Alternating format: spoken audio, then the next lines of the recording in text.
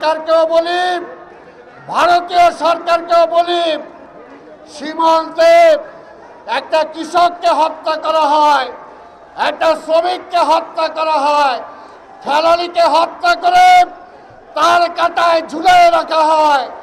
আর সীমান্ত পার হয়ে এই আওয়ামী লীগের হোমরা চমড়ারা কিভাবে আজকে ভারতে যাচ্ছে, এই সরকারের কাছে আমরা জিজ্ঞাসা করতে চাই।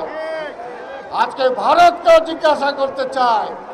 তাই বলবো, তাদেরকে আইনের আওতায় আনা হোক। এই বাবা একটু রাখো।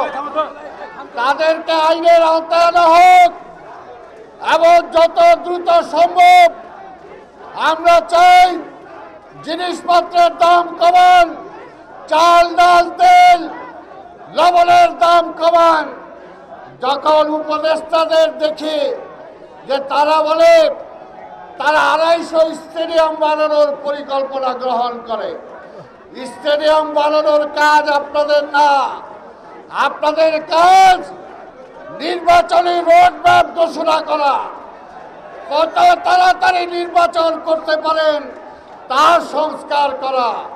তাই সংস্কার যদি রাষ্ট্রের যেমনি করতে চান, ওই উপদেষ্টা পরিষদেও আগে সংস্কার করেন। ইচ্ছা হলে একজনকে নিয়ে নিলাম, এটার জন্য জনগণ আপনাদেরকে ক্ষমতায় বসায় নাই। শেখ হাসিনা বিদায় হয়েছে, এখনো কিন্তু গণতন্ত্র ফিরে আসে নাই। শেখ হাসিনা বিদায় নিছে, এখনো আমাদের নেতা তারেক রহমান ফিরে আসে নাই। তাই এই সরকারকে বলবো নিরপেক্ষ সরকার হওয়ার চেষ্টা করেন না। নিরপেক্ষ সরকার না আপনি, আপনাকে আমরা এনেছি হাসিনাকে বিদায় করে অভ্যুত্থানের পরে এই অন্তর্বর্তী সরকার আমরা এনেছি। তাই নিরপেক্ষতার নামে আওয়ামী লীগ যাতে পুনর্বাসিত না হয় সেদিকে কিন্তু জনগণ খেয়াল রাখছে।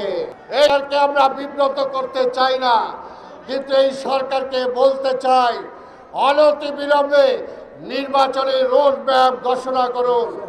রাষ্ট্রের যে ক্ষতি হচ্ছে হাসিনা করে গেছে, এখন পর্যন্ত সেই সমস্ত চোর লুটেরা বাটপারদেরকে কিন্তু গ্রেপ্তার করা হয় নাই। যেমনি শেখ মুজিব বলেছিল স্বাধীনতার পরে 3 বছর সময় দেন, কিন্তু 3 বছরের মাথায় শেখ মুজিব এই দেশে দুর্ভিক্ষ দিয়েছিল, এই দেশে সব লুটপাট করেছিল। তাই আজকে বলতে চাই, আপনারা সময় চান ভালো কথা, কিন্তু সেই সময়ে চালের দাম কমান, ডালের দাম কমান, তেলের দাম কমান, বিদ্যুতের দাম কমান, পানির দাম কমান এবং জনগণের উপর অবৈধ ট্যাক্স যেগুলো বসানো হয়েছিল এই ট্যাক্স কমান। তাহলে আমরা বুঝবো এই সরকার জনগণের কল্যাণে কাজ করছেন।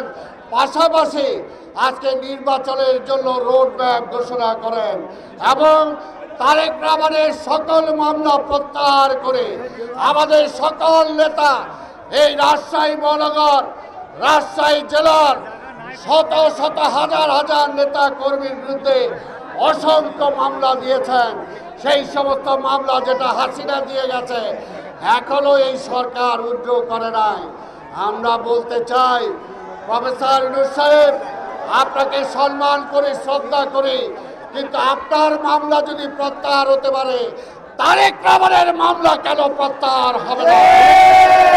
পরিষ্কার কথা বলতে চাই, রাজশাহী জেলা, রাজশাহী মহানগরীর নেতাদের মামলা কেন প্রত্যাহার হবে না?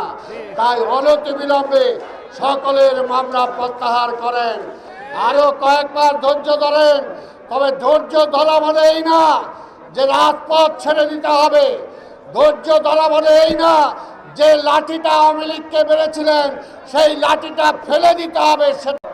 গত 15 বছর ভারতীয় তামিলনাড়ু সরকারের পক্ষে যে তামিলনাড়ু সরকার ক্ষমতায় ছিল, ক্ষমতায় থেকে মানুষের ভোটের অধিকার কেড়ে নিয়েছে, গণতন্ত্র কেড়ে নিয়েছে, মায়ের মুখ খালি করেছে, সেই ভারতের তামিলনাড়ু সরকার আর যাতে বাংলাদেশে ফিরে না আসতে পারে।